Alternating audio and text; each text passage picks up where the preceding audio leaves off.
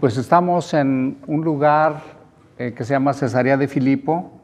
Ahí los llevó Jesús. En otros domingos hemos visto cómo Jesús lleva a los discípulos a diferentes partes. El domingo pasado veíamos, los llevó a esa parte, lo que hoy es el sur del Líbano, a una ciudad de Tiro, que hasta la fecha sigue existiendo esa ciudad, ¿verdad? Para aquella gente que dice que la Biblia la compusieron en la Edad Media para asustar a la gente y que se portara bien, ¿verdad? Dicen algunos críticos. Pero no, la verdad es esa, que la Biblia pues tiene bases arqueológicas, históricas bastante concretas.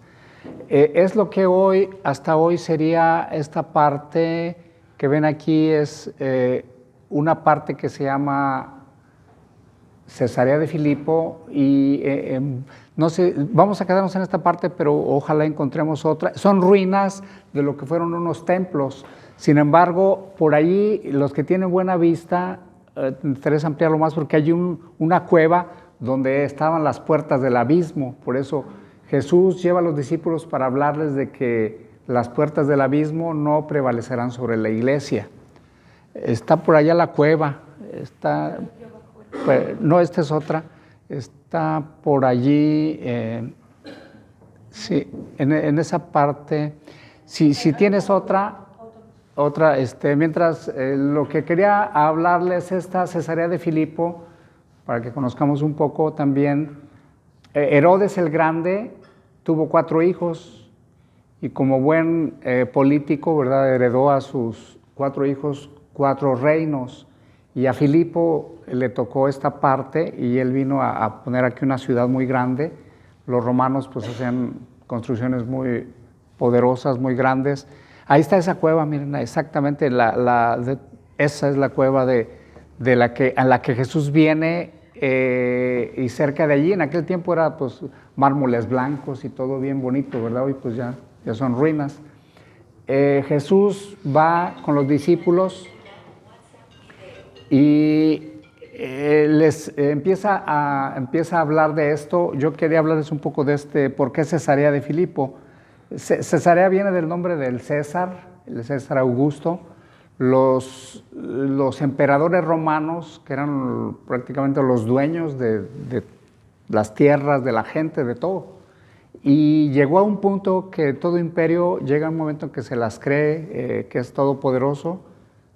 Como decimos por ahí, no pisamos colas, pero hay unos imperios que actualmente, o que ha habido en la historia, que sienten que son capaces de cambiar los nombres de los lugares y demás y demás. Bueno, el imperio romano llegó al punto de que el César fue considerado Dios y se le debía dar culto como Dios. Llegaron a esa gravedad, que los emperadores eran dioses y se les tenía que dar culto. Entonces, Cesarea era un lugar donde se le daba culto al César en turno, y obviamente había otros dioses. Era un panteón. La palabra pan significa todos, como panamericano, por todas las naciones de América. Panteón es el lugar de los dioses. Allí se veneraba a la diosa de la venganza. O sea, aquellos que les gustaba vengarse de otros, allí iban a ofrecerle ofrendas, ¿verdad?, para que se pudieran vengar de sus supuestos enemigos, ¿verdad? Que finalmente son demonios, porque el que se quiere vengar de algo es porque está siendo empujado por demonios, de alguna manera. Estaba un dios, el dios más grande era el dios Pan, P-A-N. Se le rendía culto en esa cueva. Era como el jefe de los demás dioses, porque también en todas las culturas siempre hay un dios que es el más que coordina, o el que de alguna manera... Bueno, el Pan famoso, el dios Pan, se significaba como un cuerpo humano, pero con la siguiente parte de la cintura para abajo era una cabra, y las orejas eran también de cabra. Ustedes pueden checarlo en Google. Hoy en día tenemos acceso a muchas cosas. Se le rendía culto allí, y era un dios que se le rendía culto, que tenía que ver mucho con la cuestión de la sexualidad, pero tergiversada.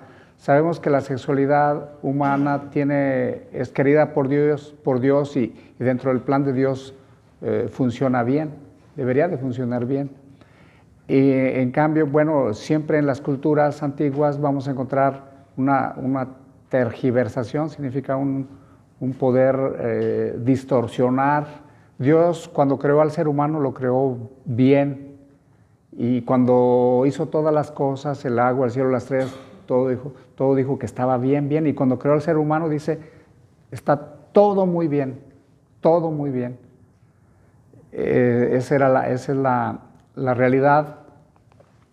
Vamos pues a regresar a este punto de Cesarea de Filipo, donde los lleva Jesús, porque Jesús ahora sí que donde pone el ojo pone la bala, ¿verdad? O sea, va a hablar de una realidad muy importante, y los discípulos van a dar una respuesta, sobre todo Pedro, y en él cada uno de nosotros van a tener una respuesta importante. Llegan pues a ese lugar y Jesús les pregunta, ¿quién dice la gente que es el Hijo del Hombre? Este título de Hijo del Hombre de Jesús viene en el profeta Isaías y viene en el profeta Daniel. Es un título mesiánico, es un título de mucha humildad a Dios, y así deberíamos ser nosotros, solo que nos falta mucho. Dios normalmente utiliza la humildad, utiliza un bajo perfil, por así decirlo, para manifestar su divinidad. Por eso del Hijo del Hombre es como, se pone como uno más, pero a la vez ese Hijo de Hombre viene siendo un título mesiánico, un título del único santo, el único que es bueno, el único perfecto que puede salvar a la raza humana. Daniel dice que uno como hijo de hombre desciende, cuando Jesús venga por segunda ocasión, salud, va a venir entre las nubes, y todas las razas y pueblos van a adorarlo, ¿verdad? Van a reconocer que Él verdaderamente era el único ser viviente, Dios y hombre verdadero, que debía ser reconocido, y todo el tiempo que dedicamos a Él vale la pena, porque es lo que realmente vale la pena en esta vida, Dios, su palabra. Mucha gente no lo entiende y bueno, anda ahí batallando, como dice el profeta Jeremías, me dejaron a mí fuente de agua viva y se volvieron aljibes agrietados que no pueden retener el agua. Mucha gente busca y no busca en donde debería de buscar, ¿verdad? Que es en Dios, en su palabra. Jesús pues los trae a este lugar. Aquí nace el río Jordán, quiero decirles, por ahí esa parte se vio muy seca, pero esa parte es muy bonita. Ahí está el monte Hermón. Hay dos montes muy famosos en Israel, el monte Tabor, que ya los he llevado por ahí, donde Jesús se transfiguró, y está el monte Hermón. Aquí en estas partes hay una fuente donde sale el agua limpia, bonita, y va a parar a lo que es el lago de Galilea. Jesús les pregunta pues, ¿quién dicen la gente que es el Hijo del Hombre? Es decir, Jesús, ¿verdad? Pues unos dicen que eres Juan el Bautista, otros dicen que eres Isaías, otro que Jeremías, o alguno de los grandes profetas. Si hasta eso no andaban tan mal, porque Juan Bautista era un tipazo, ¿verdad? Que habló la palabra de Dios y mucha gente se acercó a Dios. Jeremías también le tocó hablar, inclusive contra los poderes políticos, ¿verdad? A veces pensamos, y la gente a veces dice, no, los profetas o la gente que habla de Dios, ¿por qué tiene que meterse con política? Pues fíjense que si revisamos la historia, hablaban y no bajito, hablaban duro y a la cabeza, ¿verdad? Cuando tenían que hablar. Bueno, lo comparan a Jesús con ese tipo de personalidades, que no está nada mal. Sin embargo, todos sabemos, ¿verdad?, que Jesús es algo más, mucho más que un buen hombre. Por eso a Jesús no le interesa tanto lo que diga la gente, sí pregunta. Hoy en día Jesús lo ven como un maestro, como un gran maestro de moral, un tipazo también, que enseñó cosas muy bonitas, que fundó una religión. Realmente es ponerlo al nivel de otros fundadores. Jesús no es fundador de religión. Jesucristo es el Hijo de Dios y es el único, ¿verdad? El único, que esto que nos quede claro, En las religiones el ser humano trata de buscar la divinidad a través de ese espíritu religioso que tiene todo ser humano, unos más, unos menos, unos lo ahogan, pero tarde o temprano sale ese espíritu religioso. Sin embargo, ese espíritu religioso a veces adora falsos dioses o falsos ídolos, adora cabras como estos que adoraban al dios Pan, o adoraban a la diosa Venganza, o más adelante por ahí hay un panteón, es decir, un lugar donde están muchos dioses y a cada uno se le va adorando. Si vamos a la cultura hindú, hay cerca de 5,000 dioses a los que se les rinde culto, por decir, ¿verdad? Jesús nos pregunta a ustedes y a mí, y como les preguntó a los discípulos, bueno, ¿y ustedes, quién dicen que soy yo? Y Pedro, ni tardo ni perezoso, ¿verdad? A veces hacía cosas muy arrebatadas y algunas no le salían bien y otras, en este caso sí le salió bien, le pusieron un 10 allí.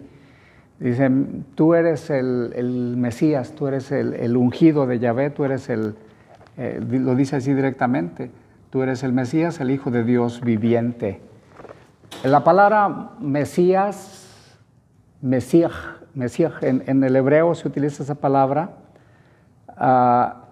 que como el Evangelio está escrito en griego, aparece la palabra Christos, que es el nombre de Cristo.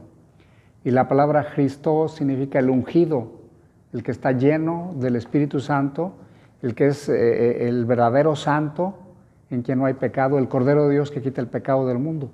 La humanidad, para ser salvada, necesita de alguien que sea impecable, y el único impecable es Jesús, el Hijo de Dios.